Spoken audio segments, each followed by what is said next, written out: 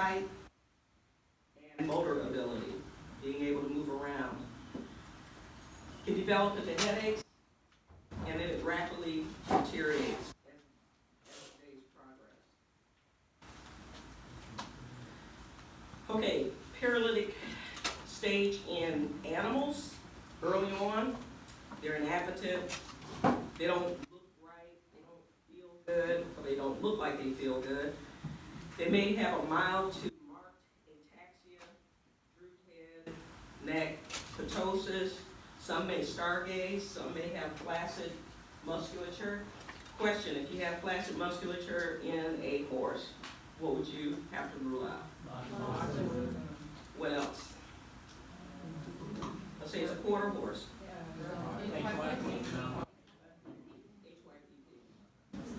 Profuse salivation, if you see that in an animal, especially large animal, what do you have to rule out? Okay, rabies, what else? They're sitting there looking at you, and they want to eat, but they can't, and they're just like foaming at the mouth. It may even be blood tinged. Say what? Could be organophosphate, some other neurologic problems. The only thing you see is foaming at the mouth. Could be choke. Well, we already said rabies. Not so much. Real simple. Turn the horse out in the pasture. He comes back, and he's foaming at the mouth. And smacking. Running around? Don't they just foam after they run around? No. Say what? Could be clover or fox lawns. Hey, grass lawns. Come on. Think. Just because you have all these clinical signs and they're associated with rabies, remember they can be associated with other things too. Rabies can present as anything. Okay? But if they have flaccidity of the tongue, tail, or urinary bladder, what would you think? Somebody said over here earlier. West mouth. The encephalitides. Okay. They can have head pressing, circling, blindness, strabismus, nystagmus, goes on and on. No, any species, I said it before, I'm going to keep saying it until we're done with it. Any species can present with any form of rabies. It's not written in stone. But regardless of the stage, they will progress over 1 to 3 days until they die. In horses, you can see them look like this. They're not eating, they're losing weight, and when you watch them walk, this is not a video, so sorry to disappoint you, but there is a video later. They can become ataxic. And it's an unexplained ataxia. These are things, shifting leg lameness, these are things that you need to consider. You need to consider rabies. Even though they may be in an area where there's EPM, you still need to consider rabies until proven otherwise. Excuse me. Furious rabies, I had to put this one in there. This is classic. If a horse comes after you like this, go, I don't know if you can outrun them, but dive over a fence, something. This horse does not have rabies. However, they can look like this, but be chasing after inanimate objects or going after inanimate objects. And this is what we're talking about. They snake their heads out, their ears are flat, and their teeth are out. And this dog is, hope he can run fast. And anything can stimulate these guys to have a frantic motor activity. Touch, sounds, smells, anything. Susceptibility factors depends on all these 5 things. The size of the inoculum, the size and depth of the wound, the severity of the wound, because if the wound is mangled, then you can't really wash out all that saliva. So that virus, and it also exposes a lot of nerve endings. So that virus has plenty of time to attach to those ACH receptors. Proximity to the CNS or to the brain. The closer to the brain, the faster the onset of rabies and the more severe the signs. And then the host immune system. Oh, Doc, but I got a rabies vaccine 2 years ago. Yeah, but I've been sick for a few days. I should be all right. My titer was good 2 years ago. Yeah, right. You get bit, even though you've been vaccinated, wash that wound, scrub it. Let it bleed with soap and water. Don't let it bleed with soap and water, but let it bleed and wash it well with soap and water. You want to flush out as much of that virus as you can before it attaches.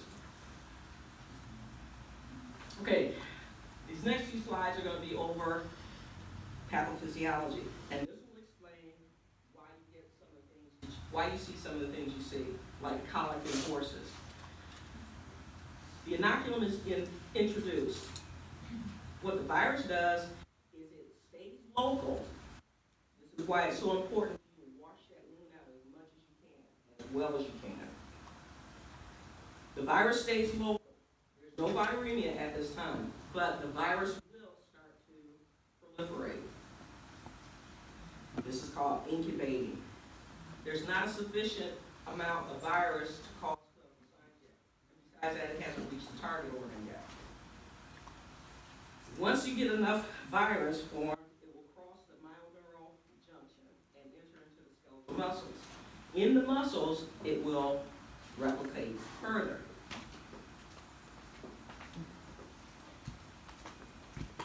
Once it starts to replicate and it comes in contact with nerve endings, the coat, the glycoprotein portion of the coat, allows it to attach to the nicotinic acetylcholine receptors within the skeletal muscle. Once there's more replication takes place, the virus then enters into the nervous system by way of the unmyelinated peripheral sensory nerves, and it starts its way or its journey up towards the brain.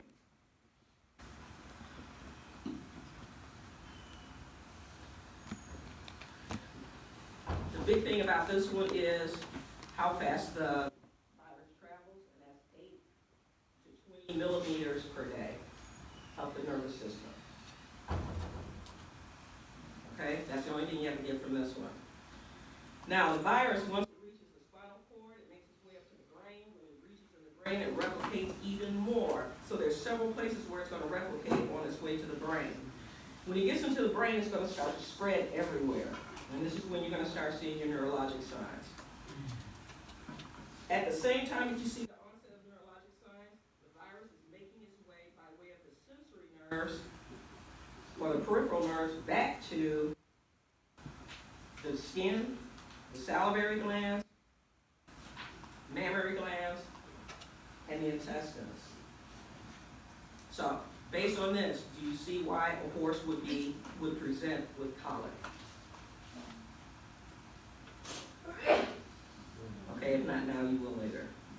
And this is just to give you a diagram for those of you that are visual.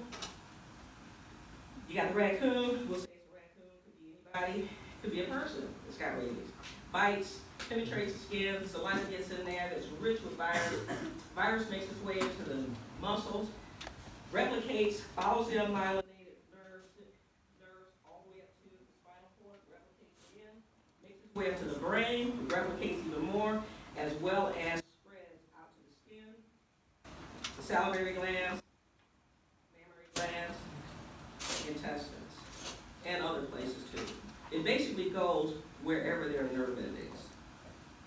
And in humans, same thing. For those of you who want a visual, he bugged out. Yeah, it goes into the eye too. And the reason why I put this one in there is because later on I tell you that you can transmit rabies with corneal transplants. If the person has rabies, and this usually happens in countries where they don't have the testing readily available, as well as they don't have good rabies controls. You see it more there. We don't see it too often here in the United States. I think the last one they had was about 30, 40 years ago. But it can happen. But the virus follows the same path in humans. It's just that here we know by trial and error that it will go to the cornea. Remember, the cornea is what? Heavily populated with nerve endings. Touch your eye and you'll find out. On the next one. Okay, later on we're going to talk. Oh, now you're going to. Okay, these are what we call at-risk animals. These are the animals that are known carriers and reservoirs for rabies.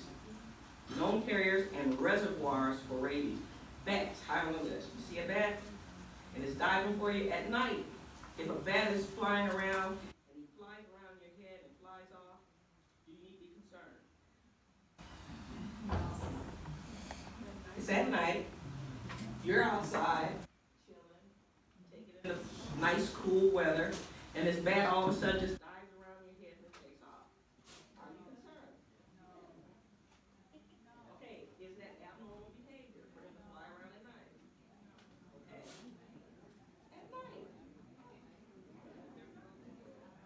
Okay, no, well, you can be concerned, but you need to think about it. Look around you.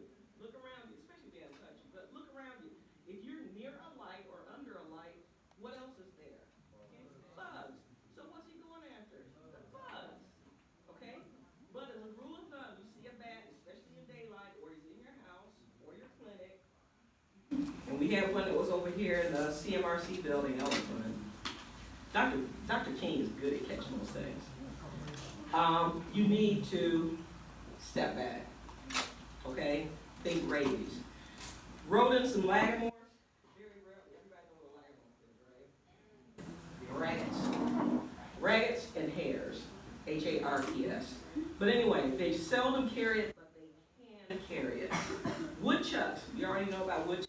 Showed you one. Told you about one. Raccoons, notorious, especially in the southeast area.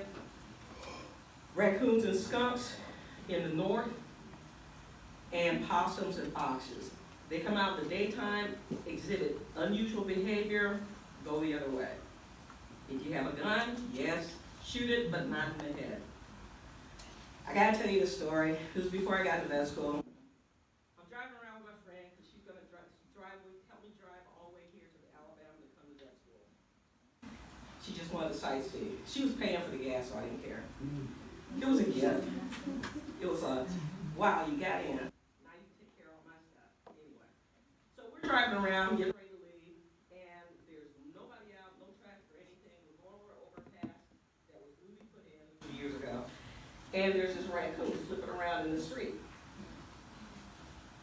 She slams on brakes and gets ready to jump out the car, so I snatch her back in. She gets mad, long story short, but anyway, we kept on going.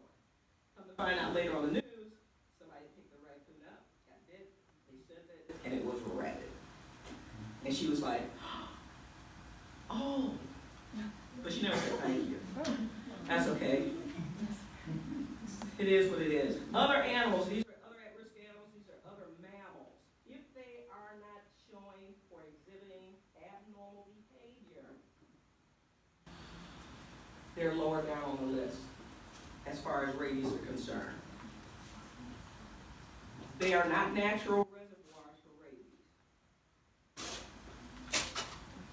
This includes your rodents such as squirrels, rats, mice, hamsters, gerbils. But my question here is going to be, you're out at the park, you're eating your sandwich, squirrel comes up to you, sits there and looks at you. You keep eating your sandwich, going, oh, nice little squirrel, and you put your sandwich away and the squirrel jumps you.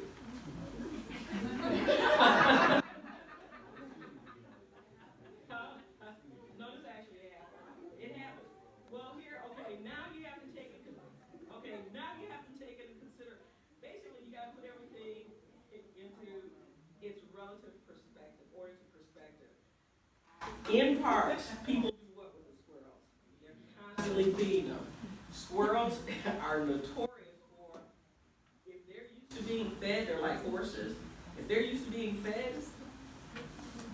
and you don't feed them, they're going to try to take the sandwich or whatever you have from you. Okay?